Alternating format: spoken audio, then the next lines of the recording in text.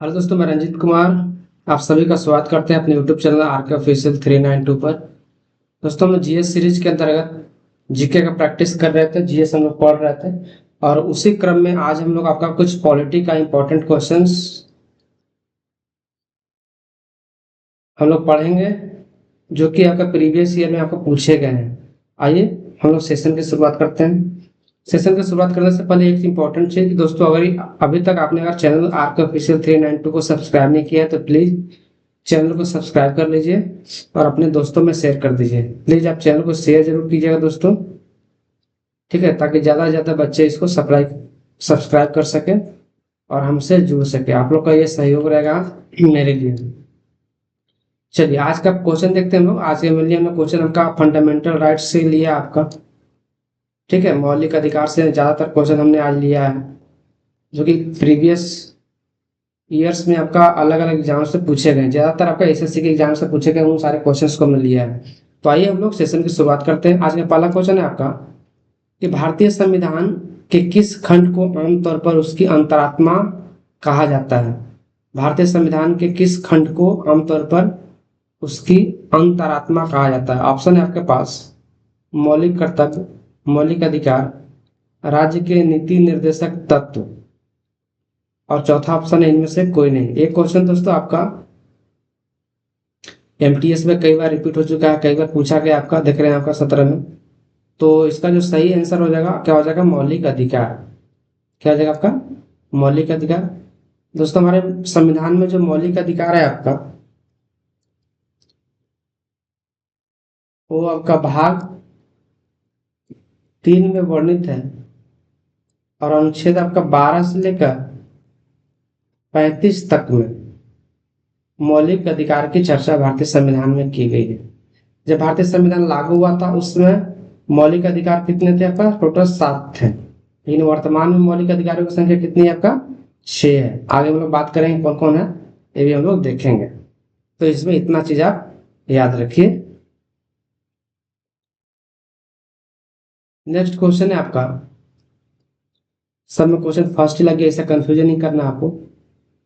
निम्नलिखित में से मूल अधिकारों का संरक्षक किसे कहा जाता है। ये क्वेश्चन पता नहीं कितनी बार एग्जाम में पूछा गया है कि मूल अधिकारों का संरक्षक भारत में किसे कहा गया आपका। विधायिका को, कार्यपालिका को, राजनीतिक दल को या न्यायपालिका को। तो मूल अधिकारों का संरक्षक किसे कहा गया आपका, न्यायपालिका को, मेनली आपका सुप्रीम कोर्ट को, ठीक है। भारत में अगर मौलिक अधिकार और कोई बचा सकता है, बचाए रखा अभी तक, तो कौन है आपका, भारतीय न्यायालय, सुप्रीम कोर्ट और हाई कोर्ट। लेकिन मेनली इसमें रूल होता है आपका सुप्रीम कोर्ट का। तो इसको याद रखिए। कैसे सुप्रीम कोर्ट आपका मौलिक अधिकारों की रक्षा करती है। तो सुप्रीम कोर्ट के पास बहुत सारी शक्तियां हैं कि अगर कोई सरकार कोई कानून बनाकर, कोई सरकार कानून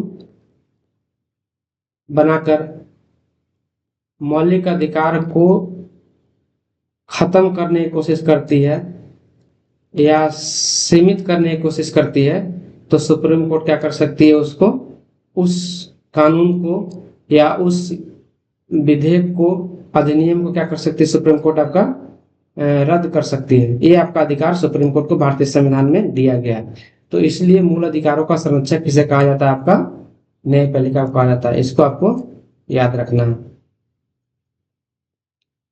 सर क्वेश्चन नंबर 3 है आपका, और एक क्वेश्चन आपका सीपीयू 2022 से पूछा गया था आपका, ठीक है।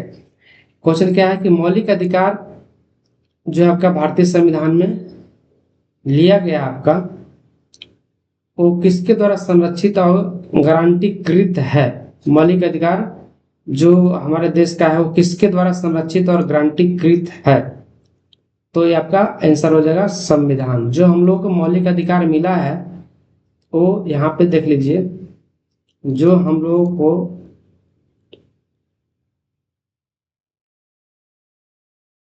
फंडामेंटल्स राइट मिले हैं, संविधान के लागू होने के समय 7 थे, बाद में आपका 6 हो गए। तो फंडामेंटल राइट जो मिले हम लोगों को, तो इन जो अधिकार मिला है किसके द्वारा हम लोग को गारंटीकृत किया गया है? गारंटीकृत करने का मतलब कि हमसे इन मौलिक अधिकारों को कोई छीन नहीं सकता। ठीक है, गारंटीकृत किया गया है मतलब मौलिक अधिकार, फंडामेंटल राइट्स को हमसे कोई छीन नहीं सकता, इसका मतलब ये हुआ आपका। और ये किसके द्वारा गारंटीकृत किया गया? आपका भारतीय संविधान के द्वारा। ठीक है, संसद के द्वारा या न्यायालय के द्वारा नहीं, किसके द्वारा? या सरकार के द्वारा नहीं, संविधान के द्वारा। संविधान के द्वारा ही आपका फंडामेंटल राइट्स को भारतीय नागरिकों के लिए क्या किया गया? आपका गारंटीकृत किया गया। तो इसको आपको याद रखिएगा। ठीक है, जब तक संविधान है तब तक आपका क्या होगी? सारी की सारी मौलिक अधिकार हम लोगों को मिलती रहेगी, इसमें आपको कंफ्यूजन नहीं होना चाहिए। ठीक है, तो इसमें ये चीज है आपका। एक क्वेश्चन आपका एग्जाम्स में आता है, याद रखिएगा कि इनमें से सर्वोच्च कौन है, सुप्रीम कौन है? जैसे एक ऑप्शन दे दे आपके पास सुप्रीम कोर्ट, एक ऑप्शन दे देगा आपके पास संविधान, एक ऑप्शन दे देगा आपके पास संसद,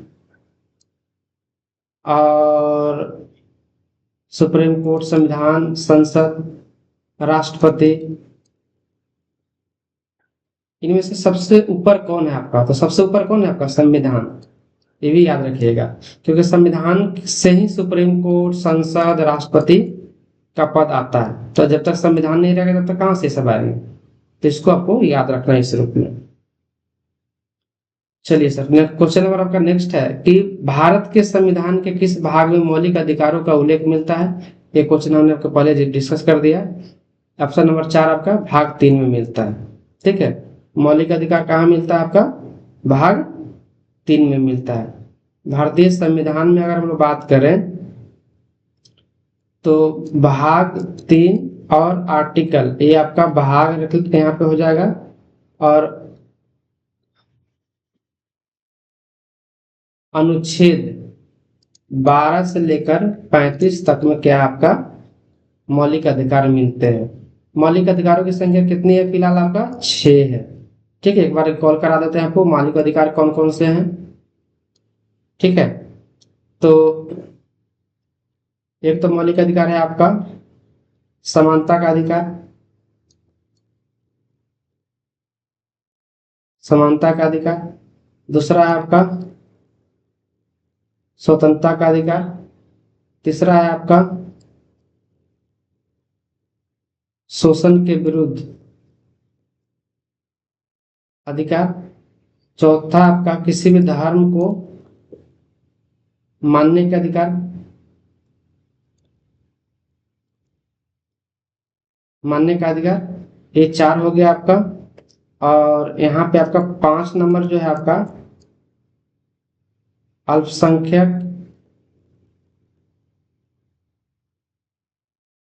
वर्गों के हितों का संरक्षण, ये हो गया आपका 5वां। और 6ठा नंबर जो मौलिक अधिकार हो क्या आपका संवैधानिक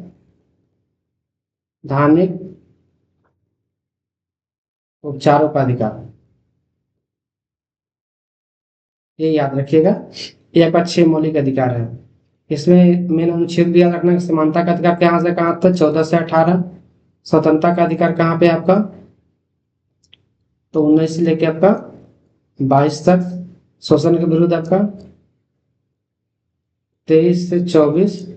धर्म मानने वाला आपका 25 से 28। और अल्पसंख्यक वर्गों के हितों का संरक्षण अनुच्छेद 29 टू 30। और अनुच्छेद 32 में क्या है आपका संवैधानिक उपचारों का अधिकार। ये 6 मौलिक अधिकार है, इसको याद रखना है।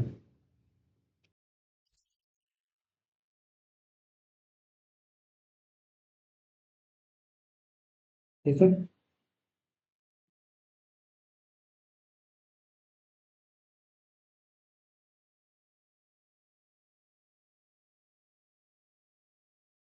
नेक्स्ट क्वेश्चन देखते हैं हम लोग।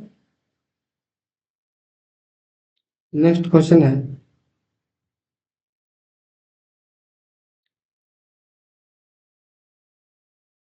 भारत में न्यायिक प्रणाली काफी हद तक स्वायत्त है, न्यायपालिका को भारतीय संविधान में दिए गए मूल अधिकारों को रक्षा के लिए अनुच्छेद 32 और कौन सा अनुच्छेद दिया गया जिसकी शक्तियों का प्रयोग करना चाहिए। देखिए अभी हमने आपको बताया था कि भारत में न्यायपालिका को मूल अधिकारों का यही कहें कि मौलिक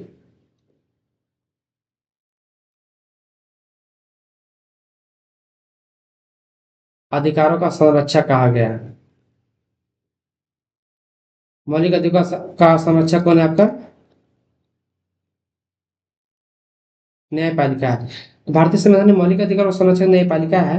तो न्यायपालिका के कौन कौन सा अनुच्छेद का यूज करके मौलिक अधिकारों को भारतीय नागरिकों के लिए हमेशा सुरक्षित रखती है। तो एक तो अनुच्छेद आपका 32 जानते हैं आपका, जिसमें संवैधानिक उपचारों का अधिकार है, और एक और अनुच्छेद है आपका अनुच्छेद 13। ठीक है, ये भी एग्जाम्स में आता है तो इसको याद रखिए कि सुप्रीम कोर्ट या न्यायपालिका जो है अनुच्छेद 32 और 13 इन दोनों का उपयोग करके ही क्या करती है, मौलिक अधिकार को संरक्षित करती है। तो ऑप्शन नंबर फर्स्ट इसका सही आंसर हो जाएगा अनुच्छेद 13।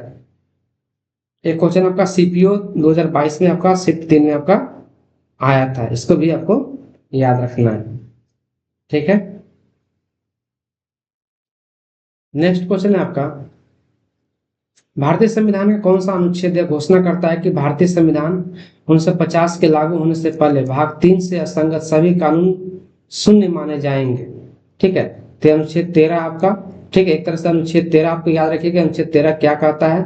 तो अनुच्छेद 13 कहता है कि भारतीय संविधान का कौन सा अनुच्छेद 13 कहता है कि भारतीय संविधान 1950 के लागू होने से पहले के भाग 3 से असंगत सभी कानून शून्य माने जाएंगे। ये आपका अनुच्छेद 13 में कहा गया है, तो इसको आपको याद रखना है। ठीक है, नेक्स्ट क्वेश्चन देखते हैं हम लोग। क्वेश्चन नंबर आपका नेक्स्ट है कि भारतीय संविधान का निम्नलिखित में कौन सा अनुच्छेद समानता के अधिकार से संबंधित है? तो अभी हमने चर्चा की आपका कि समानता से संबंधित कौन सा अनुच्छेद है आपका, अनुच्छेद नंबर 14 से 18 अभी हमने चर्चा किया। इसका हम लोग एक एक करके देख लेते हैं क्या क्या है 14 से 18 तक। ठीक है, अनुच्छेद 14 में क्या आपका, विधि के समक्ष समानता का अधिकार, इसको याद रखिए। अनुच्छेद 15 में क्या है, धर्म, जाति, नस्ल, स्थान, लिंग आदि के आधार पर भेदभाव वर्जित या रोकथाम बोल सकते हैं उसको, ये अनुच्छेद 15 में है। अनुच्छेद 16 में क्या है सर? तो अनुच्छेद 16 में है आपका लोक नियोजन, लोक नियोजन में समानता, समान अवसर। जो नौकरी के लिए हम लोग पढ़ रहे हैं तो इसमें सभी को समान अवसर दिया जाएगा, अनुच्छेद 16 में। 17 में क्या आपका,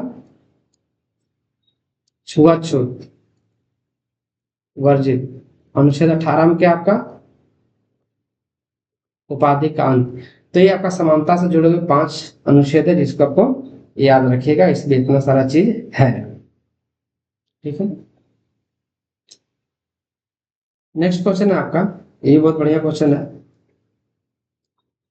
कि भारतीय संविधान के निम्नलिखित में किस संशोधन में घोषित किया कि संसद के पास अनुच्छेद 368 के तहत किसी मौलिक अधिकार को कम करने या हटाने की शक्ति है, और ऐसा अधिनियम अनुच्छेद 13 के तहत कानून नहीं होगा।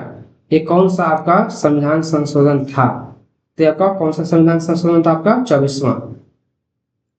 ठीक है, 24वां संविधान संशोधन में ऐसा जोड़ा गया कि संसद के पास अनुच्छेद 368 के तहत किसी मौलिक अधिकार को कम करने या हटाने की शक्ति है, और ऐसा अधिनियम अनुच्छेद 13 के तहत कानून नहीं होगा। तो ये आपका संविधान 24वां संविधान संशोधन में ऐसा किया गया था, तो इसको याद रखिए। नेक्स्ट क्वेश्चन है आपका कि निम्नलिखित में कौन सा स्वाभाविक रूप से न्यायपूर्ण है। ठीक है, मौलिक कर्तव्य, राज्य के नीति निर्देशक सिद्धांत, मौलिक अधिकार, या इनमें से कोई नहीं। तो इसका सही आंसर क्या हो जाएगा? मौलिक अधिकार। स्वाभाविक रूप से न्यायपूर्ण है मतलब इसका ये हुआ जो अभी हम थोड़ा देर पहले समझाया था आपका कि मौलिक अधिकार हम लोगों को संविधान द्वारा क्या किया गया? आपका गारंटीकृत किया गया है। ठीक है, तो स्वाभाविक रूप से न्यायपूर्ण है मतलब मौलिक अधिकार सारे भारतीय नागरिकों को क्या होगा? आपका मिलेंगे ही। आपका इस न्याय से कोई वंचित नहीं कर सकता। तो इसका ये हो गया आपका एक ही क्वेश्चन घुमा फिरा कर आपका कई तरीके से पूछा जा सकता है। चलो नेक्स्ट क्वेश्चन है आपका कि भारतीय संविधान का भाग 3 भारतीय नागरिकों को कितने मौलिक अधिकार सुनिश्चित करता है? तो 6। ठीक है, 6। अभी ने थोड़ा देर पहले आपका इसका आपका लिख भी दिया था कौन कौन है आपका 6 मौलिक अधिकार। पहले कितने थे? शुरुआत में संविधान जब लागू हुआ था उसमें आपका 7 था, अभी आपका 6 है। कौन कौन है आपका? एक बार फिर से लिख देते हैं हम। समानता का अधिकार, स्वतंत्रता का अधिकार, शोषण के विरुद्ध अधिकार, आबाद रूप से धर्म मानने का अधिकार, अल्पसंख्यक वर्गों के हितों का संरक्षण और संवैधानिक उपचारों का अधिकार। ये 6 मौलिक अधिकार अभी हमारे संविधान में नागरिकों को प्राप्त है, हम सभी को प्राप्त है। ठीक है, जब प्रारंभ में कितने मौलिक अधिकार दिए गए थे? आगे क्वेश्चन आपका कि जब संविधान लागू हुआ था उस समय मौलिक अधिकारों की संख्या कितनी थी? आपका उस समय 7 थी।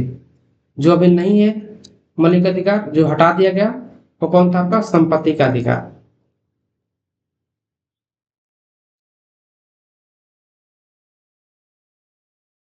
ठीक, संपत्ति के अधिकार को मौलिक अधिकार से कब हटाया गया? आपका 44वां संविधान संशोधन 1978 में। ठीक है, इसको कहाँ रख दिया गया ले जाके? आपका 301 में। और संपत्ति के अधिकार को अब कौन सा अधिकार का बनाया गया? आपका एक आपका कानूनी अधिकार।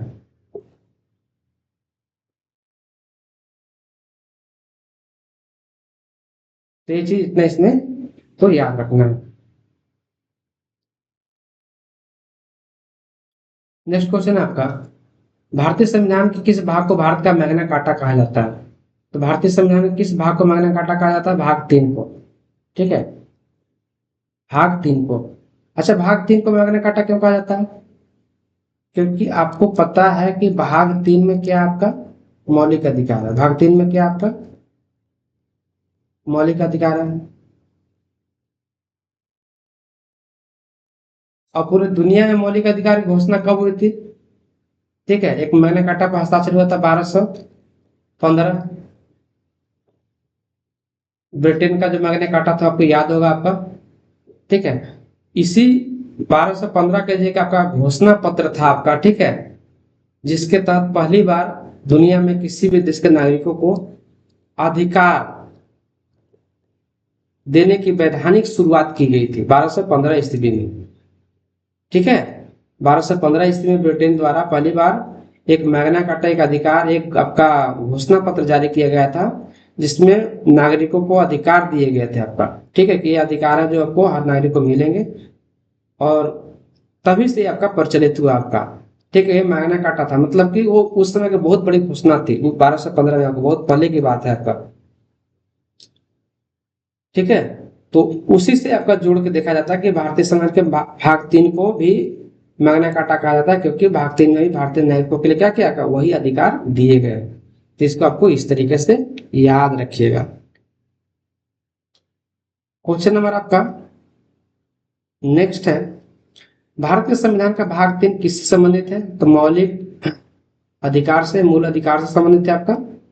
ये तो हमने करवा ही दिया आपका। मूल कर्तव्य आपका कितना में है सर? आपका भाग 4 में है। ठीक है, मौलिक कर्तव्य सॉरी मूल कर्तव्य आपका 4 के ए में है। ठीक है, 51 के ए में है आपका, इसको याद रखिए। नागरिकता कहाँ से कहाँ तक आपका 5 से लेके 11 तक है, ये भी याद रखिएगा, एग्जाम्स में आते हैं। डीपीएसपी राज्य के नीति निर्देशक सिद्धांत। ठीक है, जिसको अंग्रेजी में क्या बोलते हैं? डीपीएसपी बोलते हैं, डायरेक्टिव प्रिंसिपल। ठीक है, स्टेट पॉलिसी, ये आपका भाग 4 में है आपका, और अनुच्छेद आपका 36 से लेके 51 तक में है। तो इसको भी आपको याद रखना है। इस पर हम लोग अगला सेशन लेके आएंगे, जिसको हम लोग डीपीएसपी से जुड़े हुए सारे सवालों को करेंगे। ठीक है, इतना हो गया आपका, ना इसमें याद रखिए।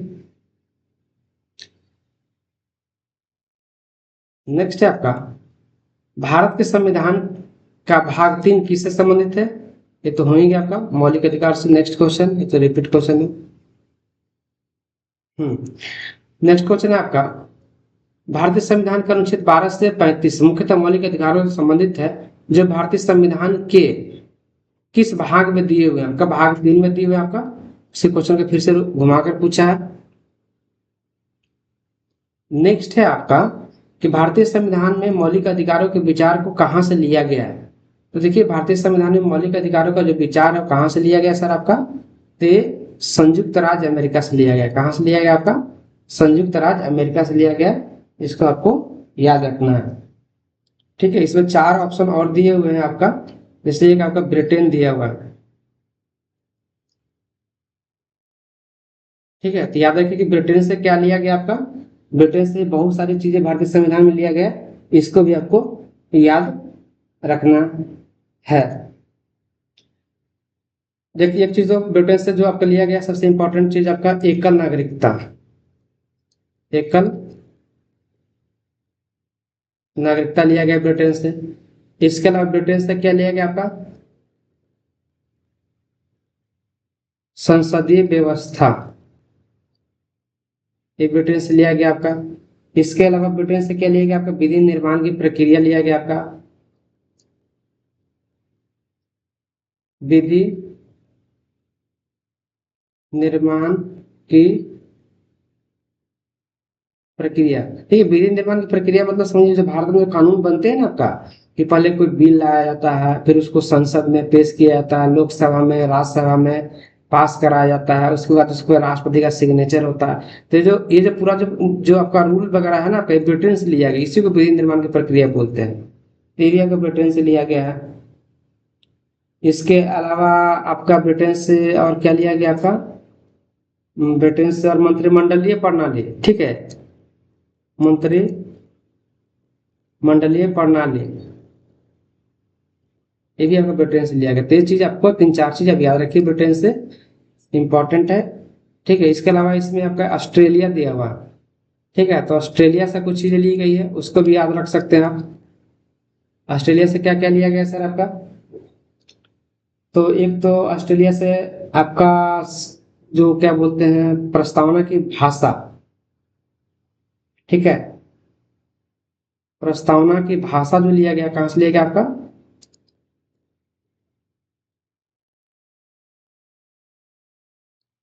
ऑस्ट्रेलिया से ली गई है। इसके अलावा ऑस्ट्रेलिया से लिया गया आपका समवर्ती सूची।